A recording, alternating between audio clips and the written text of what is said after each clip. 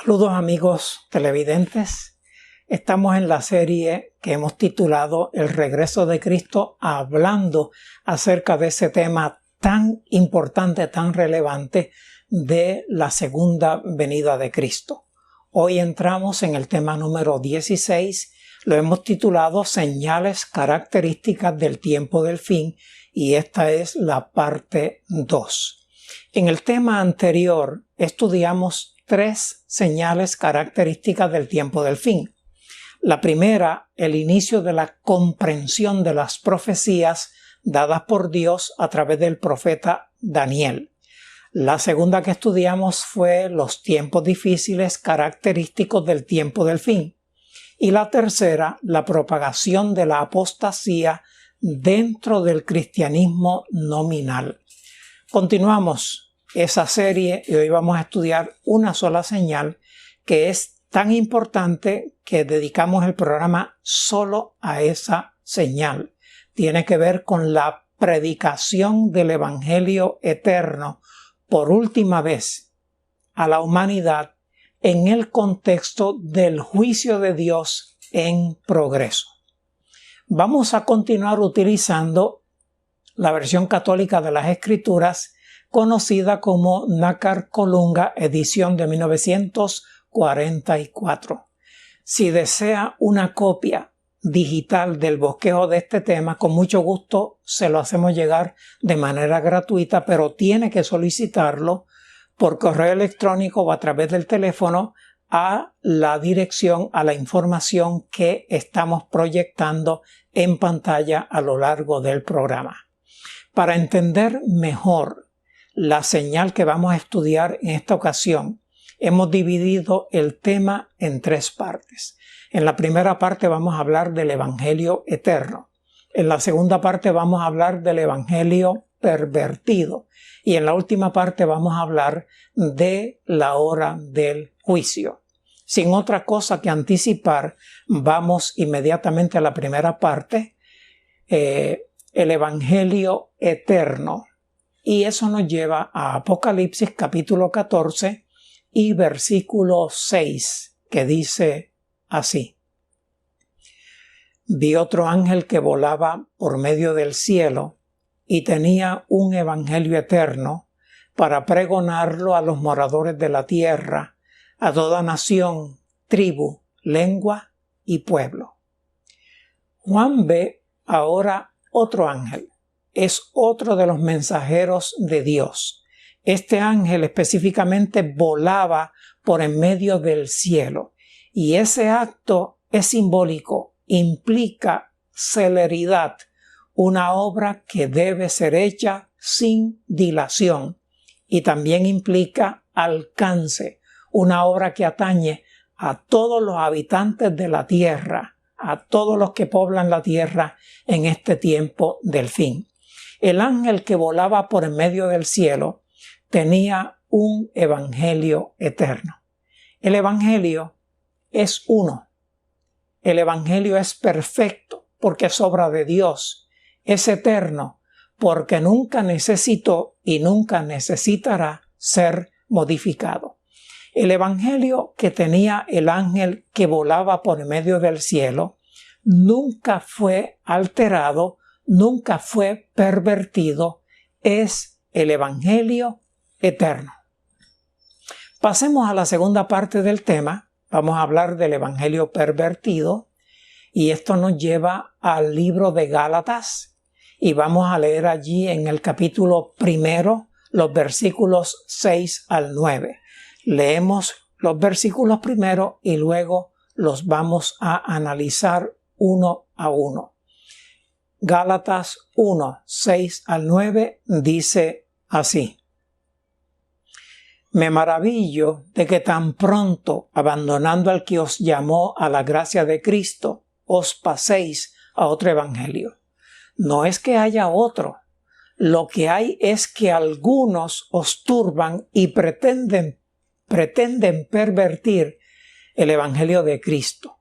Pero aunque nosotros o un ángel del cielo os anunciase otro evangelio distinto del que os hemos anunciado, sea anatema. os lo he dicho antes, y ahora de nuevo os lo digo. Si alguno os predica otro evangelio distinto del que habéis recibido, sea anatema. El apóstol Pablo visitó Galacia durante su segundo viaje misionero. Él fue el que introdujo el evangelio en esta sección del mundo gentil, Galacia. Cuando él fue a su tercer viaje misionero, volvió por allí para confirmar a los discípulos en la verdad eterna. Lamentablemente, él no se quedó allí. Él tenía una misión de llevar el evangelio a todos esos territorios, incluyendo, quería llegar hasta España. En su ausencia, maestros judeocristianos introdujeron en las iglesias teorías espurias. Una de esas teorías espurias enseñaba que para ser salvos los cristianos venidos del mundo gentil debían también circuncidarse y guardar las obras de la ley, lo que los judíos llaman las obras de la ley. Cuando el apóstol se entera de lo que está pasando en Galacia, denunció enérgicamente esa modalidad del evangelio al cual se refiere como el evangelio pervertido. Miren cómo dice Gálatas 1:6, lo leemos de nuevo, dice: me maravillo de que tan pronto, abandonando al que os llamó a la gracia de Cristo, os paséis a otro evangelio. El evangelio tiene que ver con la gracia de Cristo. Los pecadores son salvos solo por gracia. En este planeta, el único ser humano que nunca fue pecador es Jesús. Todos los demás seres humanos, todos los demás hijos de Adán y Eva, hijos y descendientes de Adán y Eva, somos pecadores. Y la salvación es posible solo por gracia, como un acto de la bondad, de la generosidad de Dios. Pablo asegura que no hay otro evangelio. El único evangelio es el evangelio de la gracia de Cristo. Los cristianos que venían del judaísmo estaban turbando y pretendían pervertir el evangelio de Cristo, como dice Gálatas 1:7. Y el apóstol Pablo reacciona diciendo: anatema, al que anuncia otro evangelio que no sea el de la gracia de Dios, sea anatema, sea maldito. Tan serio es este asunto. El evangelio es uno, pero ha sido pervertido no solo en Galacia, en todas partes del mundo. Satanás siempre levanta gente que a veces se dan cuenta y otras veces no, que están pervirtiendo el evangelio. Pablo repite con clara intención de poner énfasis, y leo el versículo 9, la última parte, que dice: si alguno os predica otro evangelio distinto del que habéis recibido, sea anatema. El único evangelio, el evangelio eterno, el evangelio verdadero, es el evangelio de la gracia de Cristo. Y ese evangelio es el que Apocalipsis 14:6 llama evangelio eterno. Pablo dejó muy claro esto en todas sus epístolas, en todos sus escritos. Por ejemplo, vamos a ir a Efesios capítulo 2 y vamos a leer allí los versículos 8 al 10 y después lo vamos a analizar brevemente. Dice así: pues de gracia habéis sido salvados por la fe, y esto no os viene de vosotros, es don de Dios. No viene de las obras, para que nadie se gloríe. Que hechuras suyas somos, creados en Cristo Jesús para hacer buenas obras, que Dios de antemano preparó para que en ellas anduviésemos. En resumen, el apóstol en este pasaje de los Efesios pone en justa perspectiva estas tres cosas: la gracia, la fe y las obras. Somos salvos por gracia. La fe tiene algo que ver en esto y las obras también, pero somos salvos por gracia. De gracia somos salvados. La salvación por gracia solo beneficia al que tiene fe. La salvación es un regalo de Dios. Ese regalo de Dios, Dios se lo ofrece a todos los seres humanos, pero solo lo reciben y se benefician aquellos que creen en la bondad de Dios, en la disposición de Dios de no solo perdonar nuestros pecados, sino aceptarnos como sus hijos y ayudarnos a vivir una vida en armonía con su voluntad. Es la gracia de Dios la que hace posible que seres humanos pecadores se conviertan en seres humanos honestos, justos a la vista de Dios. Repito, la salvación es por gracia, pero esa salvación beneficia solo al que tiene fe en el que nos ofrece esa gracia, que es Dios, que dio a su Hijo unigénito, y Jesús, que dio su vida para pagar el precio de nuestro rescate. Ambas cosas, la gracia y la fe, son también dones de Dios. No somos salvos por causa de las obras. De otra manera, nos gloriaríamos de nuestros logros. No hay posibilidad de que Adán y Eva borre por sus propios méritos el haber comido del fruto prohibido.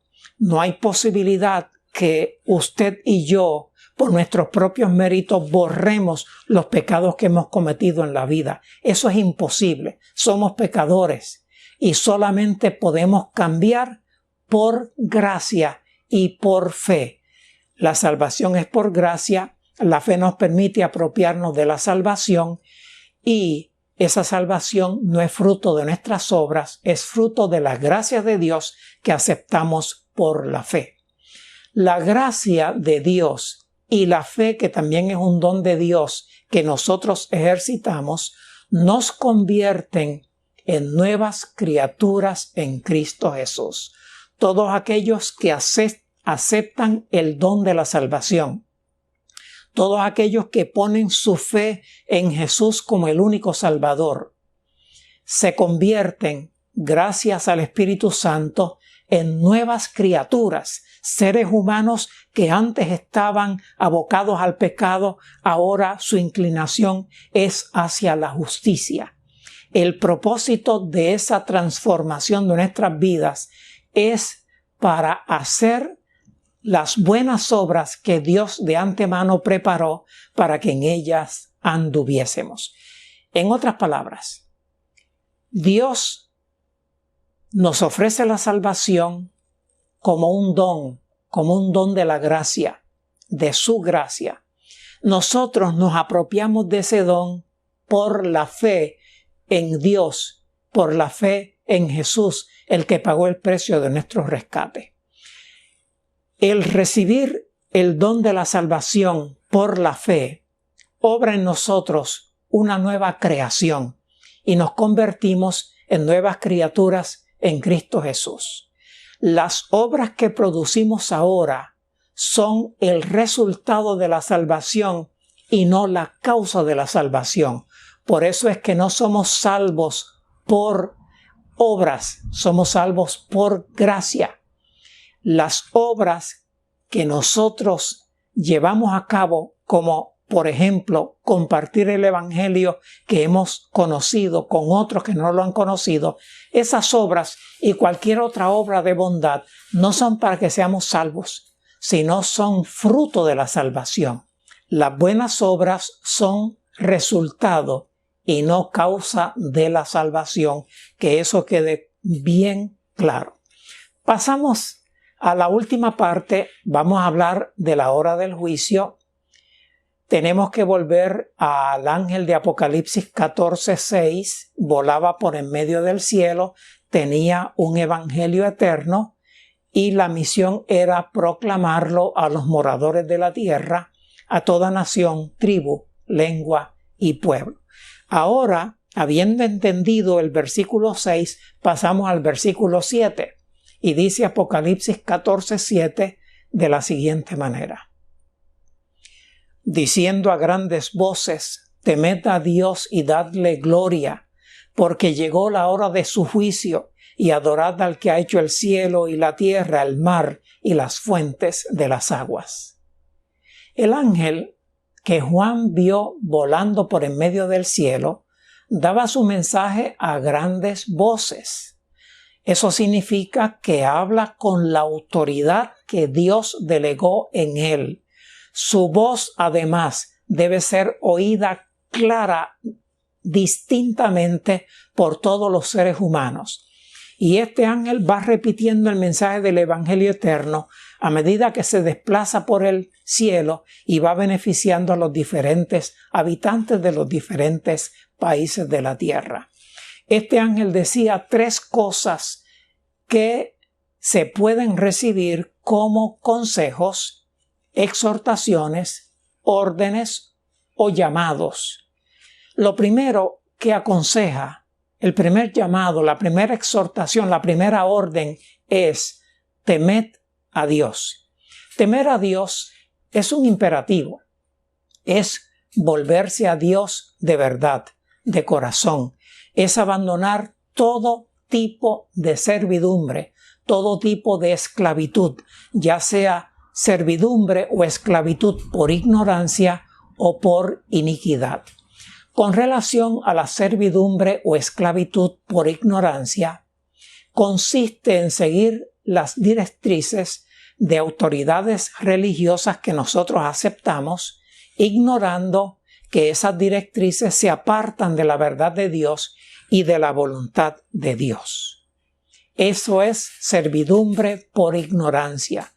Cuando nosotros entramos en contacto con el Evangelio por nosotros mismos, buscando en la Sagrada Escritura, descubrimos que nos habían enseñado cosas equivocadas, que algunas de las cosas que aprendimos relacionadas con el cristianismo no eran correctas. Por lo tanto, estábamos en servidumbre por ignorancia y el Señor nos libera de esa servidumbre. Con relación a la servidumbre por iniquidad, consiste en pecar a sabiendas. Soy cristiano, pero peco y estoy consciente que peco. O peco por debilidad de la carne, o peco por influencia de la autoridad religiosa que aceptamos. Esa es la servidumbre por esclavitud. Gente que conscientemente hacen lo malo por iniciativa propia o por presión, por influencia de lo que aceptamos como autoridad religiosa. Cuando caemos en tiempo que estamos haciendo eso y que Dios no acepta, es tiempo de que recordemos que este ángel de Apocalipsis 14, el primer consejo que da es temed a Dios. El que teme a Dios se aparta de todo ídolo que los una a la tierra y adoraremos solo al Dios creador. Así que el llamado a temer a Dios me libera de esa esclavitud por ignorancia o por determinación consciente. Nos apartamos de todo ídolo y adoramos solo al Dios creador. El segundo consejo que da este primer ángel de Apocalipsis 14, que estamos estudiando hoy, es dadle gloria, y eso está en Apocalipsis 14:7. Dar gloria a Dios es mucho más que un acto de labios. Es abandonar el error y el pecado para seguir la verdad y la justicia. Dar gloria a Dios es hacer aquello que resulta para la gloria de Dios. Los llamados a temer a Dios y darle gloria se dan cuando llegó la hora de su juicio y porque llegó la hora de su juicio. El apóstol Pedro enseñó acerca del juicio de Dios, específicamente cómo comenzaría el juicio de Dios. Y eso lo leemos en 1 de Pedro 4:17, que dice así: porque ha llegado el tiempo de que comience el juicio por la casa de Dios. Pues si empieza por nosotros, ¿cuál será el fin de los que rehúsan obedecer al Evangelio de Dios?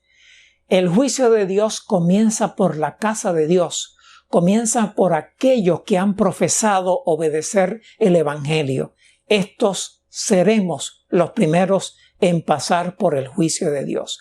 La razón para esto es que cuando Cristo venga, viene a cumplir la promesa que hizo a los discípulos de llevarnos con Él al hogar de nuestro Padre Celestial. El juicio debe determinar que esos cristianos vivos o muertos realmente eran cristianos genuinos, sinceros. El juicio de los que rehúsan obedecer el Evangelio será en una fecha posterior, y de esto habla Apocalipsis capítulo 20, versículo 4 y todo ese capítulo. Hay una profecía que habló del tiempo del juicio, cuándo comenzaría. Esta profecía tiene que ver con la purificación del santuario, que es el símbolo de la primera parte del juicio de Dios, el juicio de Dios que tiene que ver con los profesos cristianos. La profecía dice: hasta 2300 tardes y mañanas, luego será purificado el gran santuario. Daniel 8:14. Esto lo estudiamos en el tema número 8. La profecía comenzó a cumplirse el día de la expiación del año 1844, el 22 de octubre de ese año. Desde entonces se ha estado proclamando el Evangelio en el contexto del juicio divino en proceso. Este juicio tiene que ver, como hemos dicho, exclusivamente con los que han profesado obedecer al Evangelio. Pasemos ahora a lo tercero que aconseja el ángel que vuela por en medio del cielo con el Evangelio eterno. Primero dice: temed a Dios, después dice: dadle gloria, y ahora lo tercero que dice es: adorad al que ha hecho el cielo y la tierra, el mar y las fuentes de las aguas. La historia humana comenzó en la semana de la creación. Por lo tanto, esto es un llamado a volver a la adoración al Creador. La teoría infundada de la evolución de las especies debe ser repudiada. El Creador estableció un día que debía santificarse semanalmente, y esto lo presenta Génesis en el capítulo 2 y los versículos 2 y 3, que dicen así: y rematada en el sexto día toda la obra que había hecho, descansó Dios el día séptimo de cuanto hiciera, y bendijo el día séptimo y lo santificó, porque en él descansó Dios de cuanto había creado y hecho. Dios completó en el sexto día de la semana de la creación todo lo que hizo, todo lo físico que hizo. Entonces descansó Dios en el séptimo día de cuanto hiciera, y procedió a bendecir ese séptimo día y a santificarlo. Ese día fue el primer día de reposo para Adán. Para Adán, Eva todavía no había sido creada. Adán estuvo en la presencia de Dios, siendo instruido por Dios. Como los seres humanos se olvidan fácilmente de las cosas, Dios incorporó en los 10 mandamientos lo relativo al día de reposo. Analícelo en Éxodo capítulo 20, versículos 8 al 11, que lamentablemente no voy a poder leer, pero sí puedo resumir. Aunque muchos no lo saben, el día de reposo es el sábado. Dios estableció el sábado para que Adán y sus descendientes lo santificaran. Éxodo 28. Los primeros 6 días de la semana son para que trabajemos y hagamos todas nuestras labores. El séptimo día es el día de descanso consagrado a Yahvé, nuestro Dios. y en ese día no debemos hacer obra alguna. La razón es que Dios hizo eso mismo en la semana de la creación y que bendijo Yahvé el día del sábado y lo santificó para que fuese una bendición para sus criaturas, para nosotros. Desde que comenzó el tiempo del juicio se ha estado predicando que el día de reposo es el sábado y hay denominaciones e iglesias individuales, además de individuos, que han aceptado el sábado como el verdadero día de reposo. Estudiamos hoy la señal del tiempo del fin acerca de la predicación del evangelio eterno, puro, perfecto en el tiempo del juicio. Esta señal se está cumpliendo y le damos gracias a Dios por ello. Por lo tanto, aceptamos que esta señal indica que Cristo viene pronto. Continuaremos la próxima semana. La paz de Dios sea con ustedes. Amén.